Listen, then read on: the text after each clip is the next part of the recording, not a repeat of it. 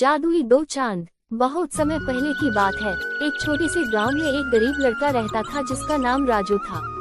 राजू का सपना था कि वह एक दिन आसमान में चमकते हुए चांद को छू सके, लेकिन वह जानता था कि यह असंभव है। फिर भी वह हर रात आकाश को निहारता और सोचता कि काश उसके पास कोई जादू होता जिससे वह चांद तक पहुंच सके। एक दिन जब राजू गांव के बाहर जंगल में लकड़ियां बटोर रहा था, तो उसकी मुलाकात एक बूढ़े साधु से हुई। साधु ने राजू से उसकी चिंता पूछी, और जब राजू ने अपने दिल की बात कही, तो साधु ने मुस्कुराते हुए उसे एक जादुई पोटली दी। साधु ने कहा, इस पोटली में 2 जादुई चांद हैं। इन्हें रात के समय बाहर निकालना और ये तुम्हारी हर मनोकामना पूरी करेंगे। राजू ने साधु का धन्यवाद किया और पोटली लेकर घर लौट आया।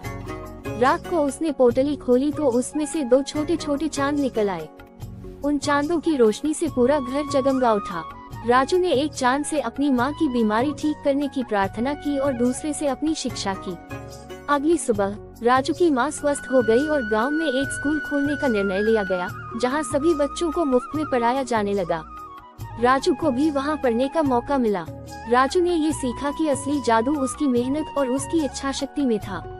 वह समझ गया कि जादू वह नहीं था जो साधु ने उसे दिया, बल्कि वह विश्वास था जो उसने खुद पर किया। उस दिन के बाद से राजू ने कभी भी चांद को छूने की इच्छा नहीं की, बल्कि उसने अपनी मेहनत से अपने सपनों को हासिल किया। इस तरह राजू की जिंदगी बदल गई और उसने जादुई 2 चांदों के साथ अपने गांव का भी भला किया।